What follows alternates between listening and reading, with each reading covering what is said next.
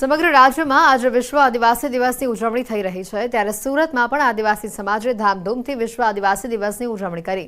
પારંપરિક કપડાઓ સાથે સુરતના રસ્તાઓ પર પારંપરિક ડાન્સ કરી ઉજવણી કરી સુરત શહેરના લોકો માટે આકર્ષણનું કેન્દ્ર બન્યા।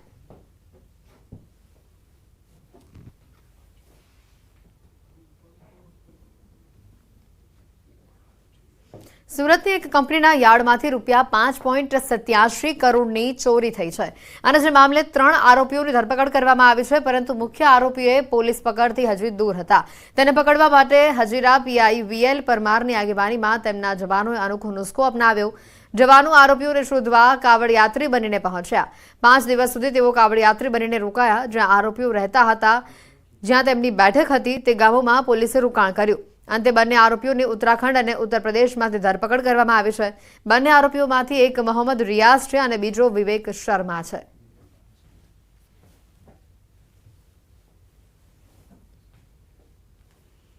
સુરત શહેરના સહારા દરવાજા પાસે આવેલી એપીએમસીની 5 સ્ટાર હોટલની 27 ઓગસ્ટે હરાજી થશે।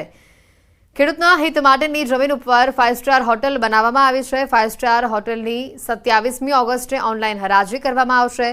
હોટલની અપસેટ વેલ્યુ 320 કરોડ નક્કી કરવામાં આવી છે, જેમાં જમીનની કિંમત 165 કરોડ અને હોટલની કિંમત 155 કરોડ આંકવામાં આવે છે। 2012-13માં એપીએમસીએ ખેતી વિષયક પ્રવૃત્તિના બદલે હોટલ બનાવવા કરાર કર્યા હતા। 2014માં હાઈકોર્ટમાં પીઆઈએલ દાખલ કરવામાં આવી। હરાજી બાદ જમીનની કિંમત સરકારને અને બિલ્ડિંગની કિંમત એપીએમસીને ચૂકવવામાં આવશે। હરાજી માટે 20મી ઓગસ્ટ સુધી રજીસ્ટ્રેશન કરાવી શકાશે। સુરતના રિંગ રોડ ઉપર ખેડૂતોના હિત માટે આપવામાં આવેલી જમીન ઉપર એપીએમસીના સત્તાધીશો દ્વારા એક 7 સ્ટાર હોટલ બાંધી દેવામાં આવી હતી। જો કે આ મામલે 2014માં એક પિટિશન કોર્ટમાં દાખલ કરવામાં આવી હતી, જેને લઈને કોર્ટ અને સરકારના આદેશ બાદ હવે આગામી 27મી ઓગસ્ટના રોજ આ હોટલની નીલામી કરવામાં આવશે। ખાસ કરીને 320 કરોડ રૂપિયા તેની કિંમત આંકવામાં આવી છે।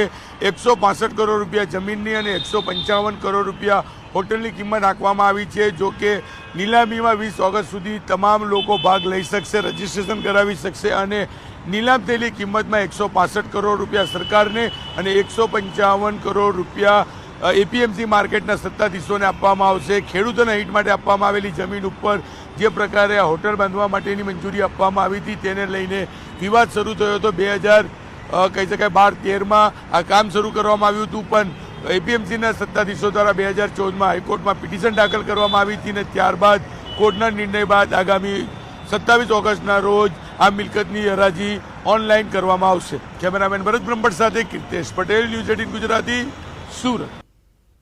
ભાજપ મહિલા મોરચા દ્વારા પીએમ મોદીને રાખડી મોકલવામાં આવશે। ગુજરાત મહિલા મોરચા દ્વારા રાખડીઓ તૈયાર કરવામાં આવી છે। 25,000 જેટલી રાખડીઓ દિલ્હી મોકલવામાં આવશે। રાખડીઓ સાથે પત્ર પણ મોકલવામાં આવશે। પીએમ મોદીએ મહિલાઓ માટે કરેલ કામોનો ઉલ્લેખ આ પત્રમાં કરવામાં આવ્યો છે। આ સાથે સીએમ ભૂપેન્દ્ર પટેલના નિવાસસ્થાને 1000 જેટલી બહેનો રક્ષાબંધનની ઉજવણી કરશે। मार्कंडेय महाभागा सप्तकल्पांत जीवना आयुः आरोग्य ऐश्वर्यम देहि मे नर पुंगव जेवा आशीर्वचन सुभाषिस पण आदरणीय नरेन्द्रभाई ने मोकली रह्या छे। नरेन्द्रभाई ने राखड़ीओ दिल्ली खाते मोकलीने 19 तारीखनु जे पर्व छे ए माननीय मुख्यमंत्री भूपेन्द्रभाई पटेलना निवासस्थाने बेनो प्रत्यक्ष राखड़ी बांधीने उजववानी छे अने आवी रीते आज 25,000 जेटली राखड़ीओ नरेन्द्रभाई ने मोकली रह्या छे। વડાપ્રધાન નરેન્દ્ર મોદીની પ્રેરણા થકી સમગ્ર દેશમાં એક પેડ માં કે નામ અભિયાન ચાલી રહ્યું છે અને ત્યારે સાબરકાંઠા જિલ્લામાં જીવદયા માટે ચાલતી ઈડર પાંજરાપોળ દ્વારા એક પેડ માં કે નામ પર્યાવરણ સંવર્ધન હેતુ કુપોષિત બાળકો માટે 10,000થી વધુ સરગવાના છોડનું વાવેતર કરવામાં આવ્યું છે। ઈડરની પાંજરાપોળ સંસ્થા 888 એકર જમીન ઉપર પથરાયેલી છે। વર્ષો અગાઉ રાજા રજવાડાઓએ અબોલ જીવોની સેવા ચાકરી માટે દાનમાં જમીન આપી હતી। આ જમીનમાં છોડનું વાવેતર કરી એક પેડ નહીં પરંતુ 10,000 છોડનું વાવેતર કરી અનોખો સંદેશો આપવામાં આવ્યો છે। સરગવાના છોડના પાનનો રસ કુપોષિત બાળકોને પીવડાવવામાં આવશે, જેમાંથી કુપોષિત બાળકોને પોષક તત્વો મળી રહેશે અને બાળકો તંદુરસ્ત બનશે।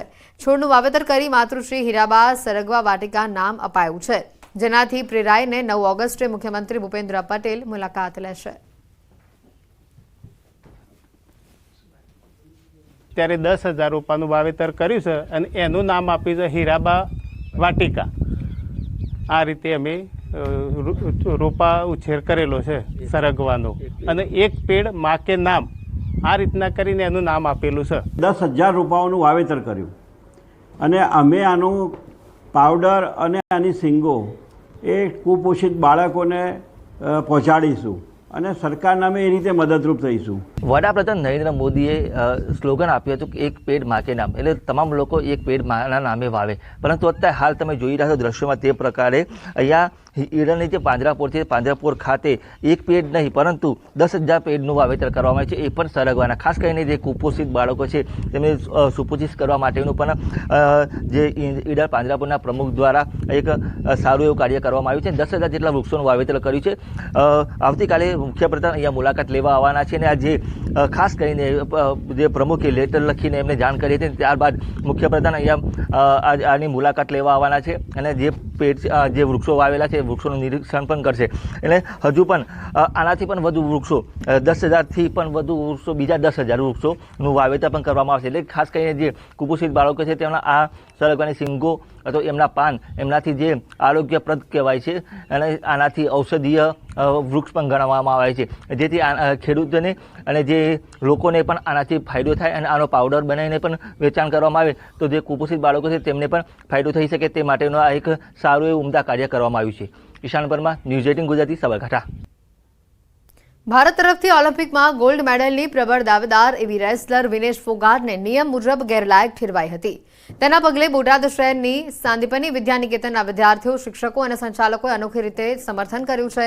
આઈ proud of you Vinesh Phogat, I support Vinesh Phogat જેવા બેનરો લખી સમર્થન જાહેર કર્યું હતું. વિદ્યાર્થીઓએ ફ્લેક્સ બેનરની સાથે સપોર્ટ કર્યું છે, તેમજ પોસ્ટકાર્ડ લખી સમર્થન કર્યું છે. શાળા દ્વારા ગોલ્ડ મેડલ તૈયાર કરવામાં આવ્યો છે, જે પત્રો અને મેડલ સાથે મોકલી અપાશે. વિનેશ ફોગાટને અનોખી રીતે પ્રોત્સાહિત કરવા આ કાર્યક્રમનું આયોજન કરવામાં આવ્યું હતું.